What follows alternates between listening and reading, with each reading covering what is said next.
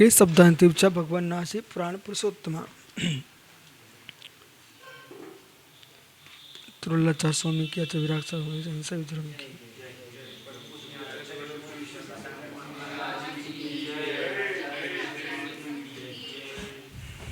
महान जैन दिगंबराचार्य तुरुल्लाचार स्वामी ग्रंथराज कुरल काव्य में 76वें परिच्छेद में यह समझा रहे हैं। राजा के पास 5 हेतु हैं वित्त प्राप्ति के। अर्थ के अभाव में राज्य नहीं चल सकता। अर्थ में अनर्थ नहीं है। अर्थ में अनर्थ नहीं है। अनर्थ व्यक्ति की बुद्धि में है। पैसा शांत है, धन शांत है, तटस्थ है। एक व्यक्ति के हाथ में एक सिक्का, और इस सिक्का सुनना भैया, एक बार ऐसा नियोग बना, महाराष्ट्र में बिहार कर रहा था, और जहाँ पर मुकाम हुआ वहाँ बगल में एक एसटीडी थी। डिब्बा चलते थे ना पहले, बंद हो गए क्या? तो वो उसके हाथ में उस लड़के ने एक सिक्का डाला और एक का नोट डाला, एक सिक्का डाला एक का, उतनी बात कर लिए। थोड़ी देर बाद उसकी बात होना बंद हो गई। उसने जेब से दूसरा सिक्का डाल दिया, फिर बात शुरू हो गई। ऐसे उसने 10-12 बार ऐसा किया, तो उसकी जेब खाली होगी फिर निकल गया। अब सोचिए सिक्का ने क्या किया। सिक्का तटस्थ है। उसने बातों बातों में अपने 10-12 सिक्के समाप्त कर दिए। ठीक, वहीं पर एक व्यक्ति पैसे को लेकर मंत्रालय में चला जाए, तो शराब पैसे लगा करके नाली में पागल पड़ा हुआ, इसमें सिक्के का क्या दोष? तटस्थ है। अर्थ अनर्थ नहीं करा रहा है। अर्थ को नहीं संभालना चाहिए। अर्थ को नहीं संभालना चाहिए, प्रज्ञा को संभालना चाहिए, बुद्धि को संभालना चाहिए। वहीं पर दानी के हाथ में 100 रुपये दे दिए गए। भाई आराम से बाजार गए, श्रीफल खरीद लाए, द्रव्य खरीद लाए, और जाकर के प्रभु की पूजा करने लग गए। अर्थ में कहाँ अनर्थ था? पैसा तो तटस्थ था। इसलिए अपने प्रमाण को संभालिए। ऐसा बोले, प्रज्ञा को संभालिए कि प्रमाण को संभालिए?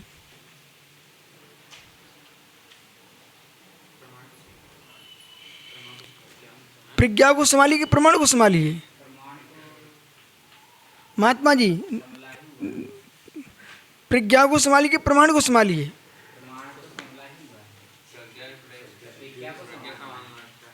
क्यों? ये ज्ञान संभल गए तो प्रज्ञा अपने आप संभल जाएगी ना।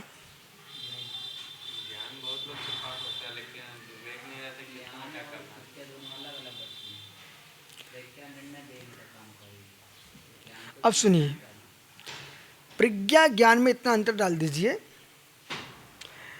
बहती विद्युत और रखा हुआ ट्रांसफार्मर, इतना अंतर डाल दीजिए। ट्रांसफार्मर और बहती विद्युत, इतना अंतर डाल दीजिए। यद्यपि प्रज्ञा चलेगी, वो ट्रांसफार्मर चलेगा तो बिजली से ही चलेगा, बराबर। लेकिन विद्युत को नियंत्रित करता है कौन? ट्रांसफार्मर। क्या बोलते उसको? डीपी। ठीक है, वो डीपी जो है ना, वो विद्युत को नियंत्रित कर रही है, कितनी देना चाहिए। तो ज्ञान जो है ना, वो तो बहती विद्युत है। प्रज्ञा जो तुम्हारी है, विवेक प्रज्ञा, वो नियंत्रक है। भेद करोगे तो ऐसा भेद करना, वो सामान्य रूप से सब विद्युत है। समानार्थी शब्द में भी डाल सकते समान में। प्रमाण जो है ना वो विराट है। ए बालक, प्रमाण विराट है, प्रज्ञा छोटी है।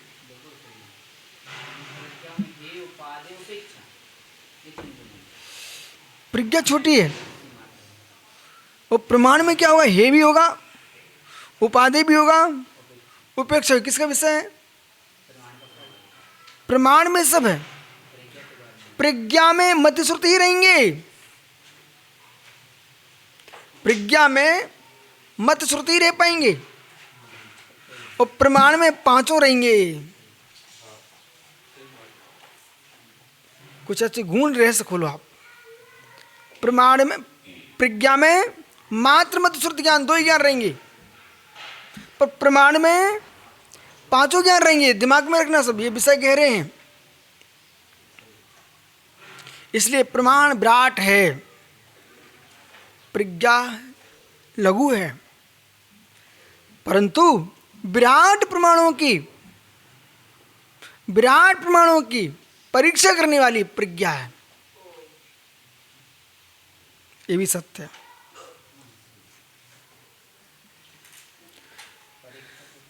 अब जैसे प्रज्ञा, धी, बुद्धि, विवेक, ये सारे जो शब्द हैं, इन शब्दों को समझना चाहिए।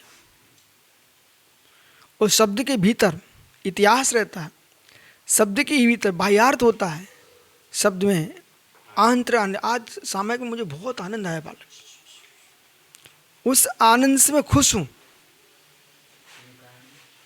किम कारणम? वो सामयिक का आनंद ऐसा कि मैंने कहा संकल्प से बात करूँगा कि तुम क्या कर रहे हो, मतलब सहजता में ज्ञायक में प्रवेश होना और खींच खींच के ज्ञायक में प्रवेश होना।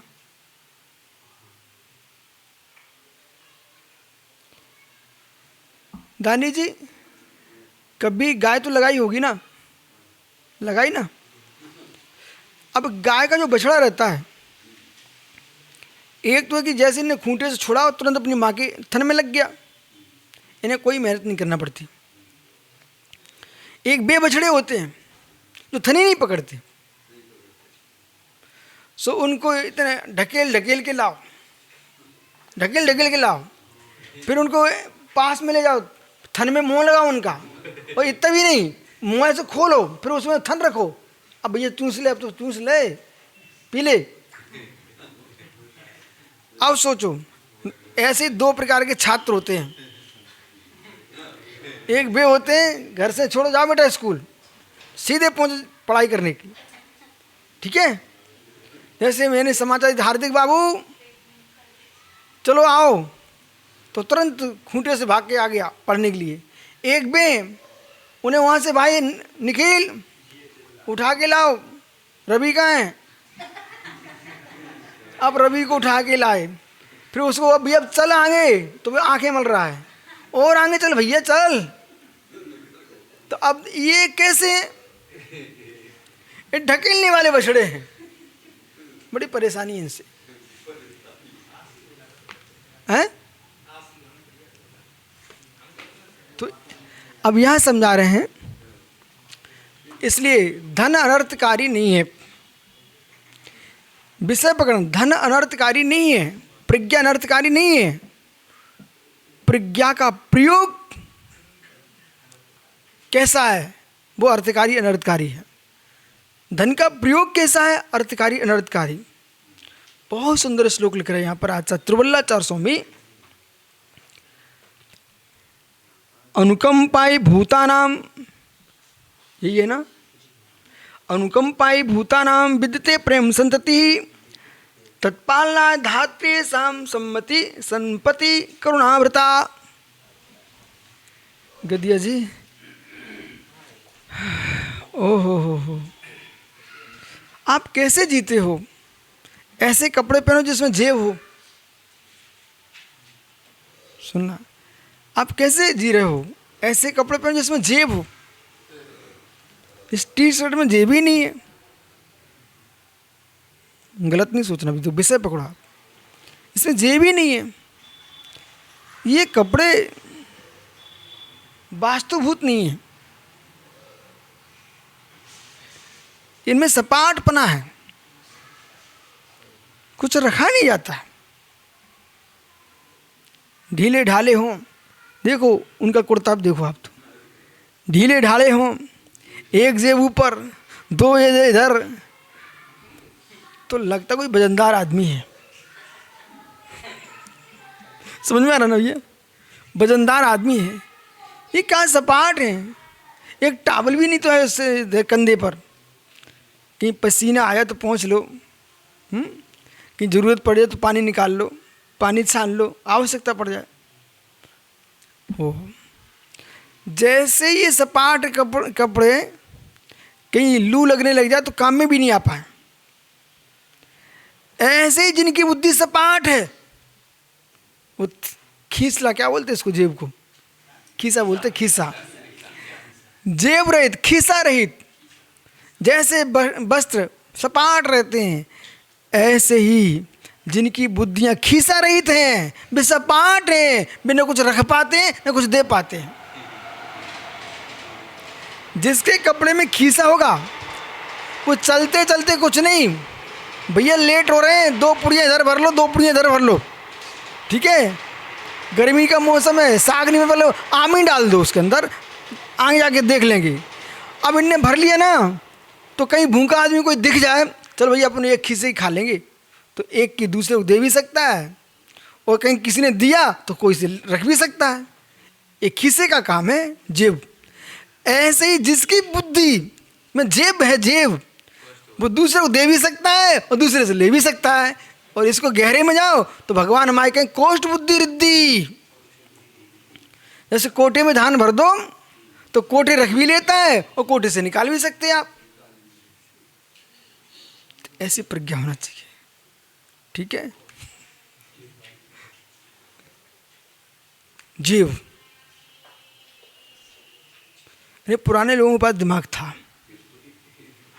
कितना गहरा दिमाग था। अनुकंपाई भूतानाम, अनुकंपाई भूतानाम, भूतानाम यानी प्राणी नाम, तो दयालु प्रेम। अब यहाँ क्या करें, अनुभूतान विवेकम विद्यते प्रेम संतति, प्रेम संतति। सारस्वत जी अब यहाँ क्या कह रहे हैं सुनो भैया, दयालुता जो है, दयालुता, अनुकंपा, दयालुता नहीं अनुकंपा, जगती पर प्राणियों के लिए विद्यते प्रेम संतति। जो दयालुता है ना वो प्रेम की संतति है, दयालुता है वो प्रेम की संतति है, मतलब प्रेम की संतान है। आपकी भाषा बोले वात्सल्य की संतान है। दयालुता प्रेम की संतान है। प्रेम नहीं होगा तो दया कैसे आएगी? जब भी दया आएगी तो प्रेम झलकेगा, नियम से प्रेम होगा वहीं दया होगी, और जिससे प्रेम नहीं है उस पर दया नहीं। दया कहाँ होगी? जिसके भीतर प्रेम नहीं है 100% दया भी नहीं है, निष्ठुर आदमी है। बिनी प्रवी का भैया है, वो भी भगवान आत्मा है, उसको भोजन का पूछा क्या आपने? अब जब प्रेम ही नहीं है तो दया कहां से होगी? अब उस स्वार्थ को किनारे करो ना, प्रेम ही नहीं है दया कैसे होगी? अब प्रेम हो तो आदमी 1 मिनट देर नहीं लगाता, दया के लिए निकल पड़ता है।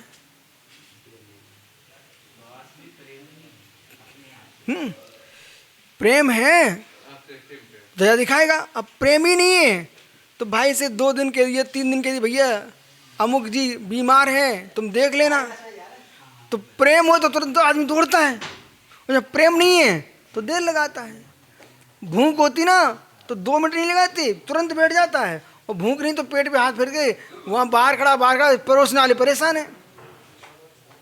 बोलो निखिल। आहा, प्रेम है।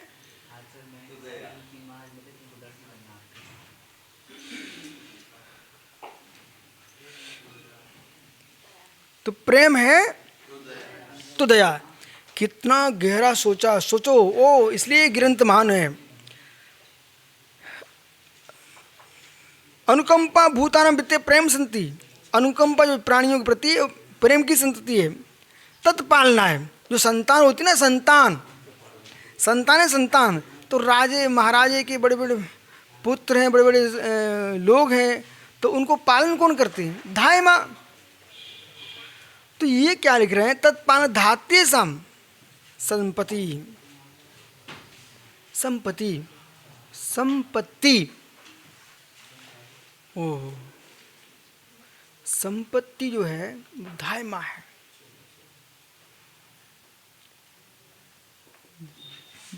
धाय माँ अच्छी है तो संतान का पालन अच्छा होता है। ऐसे जो पैसा है वो धाय माँ के समान है। आओ भाई, धाय माँ के समान है। कैसी धाय माँ? बिना धाय माँ के बच्चा नहीं पलता। बिना पैसे के तुम अपनी दया को पालन नहीं कर सकते। तुम्हें दया आ गई, कोई भूखा दिख गया तो भाई एक फल खिला दो उसको, तो पैसा लगे नहीं लगे? आज दानी पर भैया पैसा है तो भाई साधु को चौका लगा लो। घर में द्रव्य नहीं होगा तो तुम दान कैसे दे पाओगे? इसलिए उन्होंने धाय माँ कहा है। धात्री तत्पालना धात्री संपत्ति करुण भृताम। ओहो, संपत्ति पालन पोषण करने वाली संपत्ति रूपणी दया आर्द्र, दया से आर्द्र हृदय धाय की आवश्यकता है। जैसे दया से आर्द्र धाय माँ संतान को पाल लेती है, पुत्र को, ऐसे ही दया हृदय के पास, जिसके पास धन है, दयालु के पास, वो धन लोगों को दान दे सकता है, लोगों की रक्षा कर सकता है और प्रेम दया संतति की रक्षा कर सकता है। इसलिए श्रावक के पास धन होना चाहिए, मुनि के पास धन नहीं होना चाहिए, मात्र आशीर्वाद दो बस। ठीक है, शेष आगे विचार करेंगे।